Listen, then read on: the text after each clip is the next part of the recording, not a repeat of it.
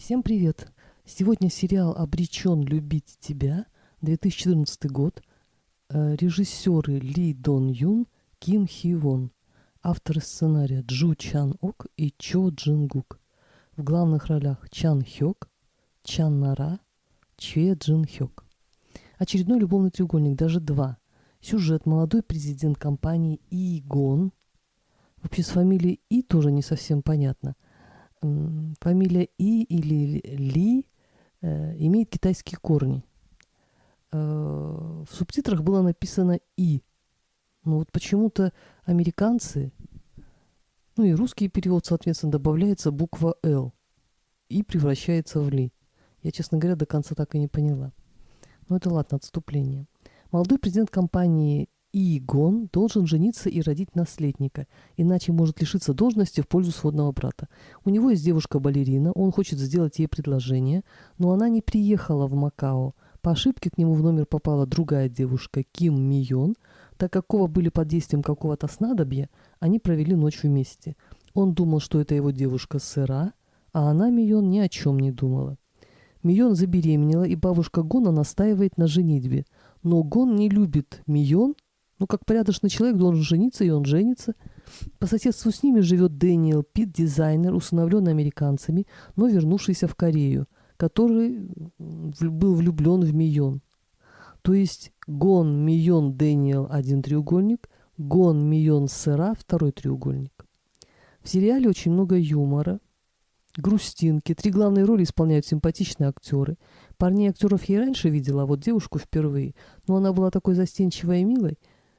Чан Хёк, как всегда, неотразим. Постепенно Гон влюбляется в Мион, но у Гона есть риск заболеть генетической болезнью. Его отец умер, не дожив до старости. Умер ли он от этой генетической болезни или нет, что-то я не совсем поняла. И Гон решает развестись с Мион, чтобы не причинять ей боль в случае его преждевременной смерти. Девушка по вине Гона попадает в аварию и лишается ребенка. Они расстаются. В это время Дэниел предлагает Мион поехать во Францию и учиться на художника-дизайнера. Через 3 года она возвращается в Корею с выставкой. Ей предлагают контракт с компанией Гона. Непростым было воссоединение Гона и Мион, но все закончилось свадьбой. Дэниел нашел сестренку, которую потерял много лет назад. Ею оказалась Сэра, бывшая девушка Гона. Вроде все как всегда, но то ли из-за Чан Хёка или из-за Чан Нары, то ли из-за юмора. Смотреть было очень интересно. Всем женщинам рекомендую. Мужчинам, наверное, он покажется сильно сопливым. Чан Хёк очень много снимается, но понравились мне 3 сериала. «Охотники на рабов», «Обречен любить тебя», «Плохой папа». Все это очень странно. Те, кто посмотрит обзор, скажут: ну что тут хорошего, очередная сопливая история в корейском стиле. Да, соглашусь, их очень много, и все они в чем-то похожи. Но тем не менее, какие-то сериалы смотришь до победного конца, другие через 5, 10, 20 минут прерываешь, потому что неинтересно. Всем рекомендую к просмотру, веселье и легкую грусть гарантирую. Немножко вначале раздражали 2 персонажа, один зять героини, второй непонятно кто, знакомый матери. Как-то слишком суетились и кривлялись. И даже Чан Хёк как-то излишне был комичен. Но я списала все эти издержки на жанр и азиатскую ментальность. Кстати, не такой уж сериал легковесный. Главный герой постепенно под влиянием бедной и порядочной девушки Миона из капиталиста-монстра превращается в бизнесмена с человеческим лицом. И я заметила, в любой лирический сериал корейцы обязательно воткнутся в какую-нибудь социально значимую проблему. В этом сериале поднята проблема экологии на маленьком островке, когда вместо завода, проданного главным героем, покупатель намеревался устроить полигон для отходов компьютерной техники. И проблема занятости жителей острова. В 6 серии Гон обнимает Мион, потому что боялся, что она возьмет телефон с пола и будет в курсе разговора о продаже завода. И зазвучала музыка с «Титаника». Было очень смешно. На всем протяжении фильма неродившийся ребенок связывает Мион и Гона.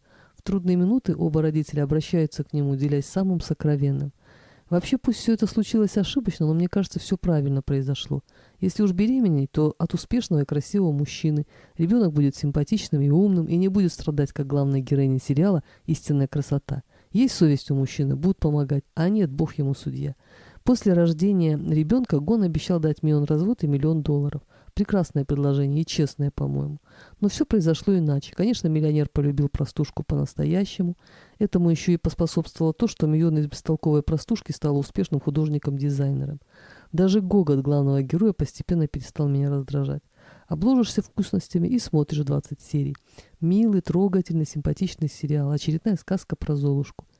Даже заняв место жены, Мион понимает, что занимает это место не совсем по праву и помогает всячески мужу выкрутиться из щекотливых ситуаций. Например, в группе по дородовой подготовке они случайно встретились с подругой бывшей девушки Сера, и Мион помогла ему выкрутиться, так как Сера на тот момент еще не знала, что он женился. А отношения между тещей и главным героем были вообще умилительными. Когда теща сказала, что будет ему мамой, потому что у Гона мама давно умерла, он был очень растроган. В общем, вот такие мелочи и укрепляют семью, даже если ты женился не по любви. Потом эти мнимые родственники-прихлебатели, нет, чтобы сидеть тихо и кормить свою бесплатной кормушки. Нет, строят козни, интриги, чтобы занять хлебное место, не оценивая себя объективно, не думая о том, потянут ли эту ношу по ведению крупного бизнеса. Любовный треугольник, богатый и бедный, любит, не любит, память потеряет, память вернется, умрет, не умрет. Да, все это уже видели 1000 раз. Да, действительно видели, но почему-то прилипаешь к экрану, и почему-то это тебя трогает. Переносишь на себя, и это еще больше тебя трогает. И слезы опять текут по щекам, и ты не можешь, да и не хочешь их останавливать. Вот так это работает, как конвейер. Корейцы шлепают сериалы, мы проливаем слезы. А еще я подумала, буду объективной, посмотрю тайваньскую и китайскую версии. Начинала, но не смогла смотреть, так как актеры в обеих версиях даже визуально не устроили меня.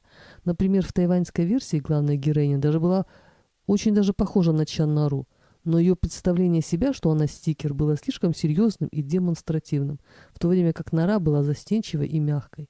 И вообще, кто сравнится с Чан Хёком, с его мощной энергией? Никто. А еще мне нравится, как саундтрек подбирают к фильму.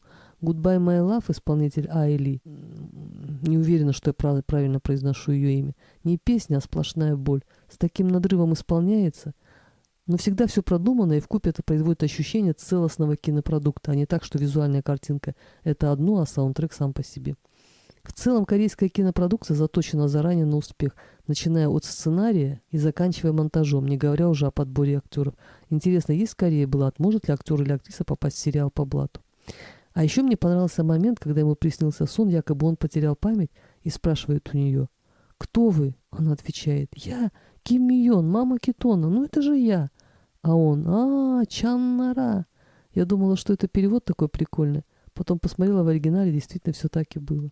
Замечательный сериал, всем рекомендую, всем здоровья и удачи, пока.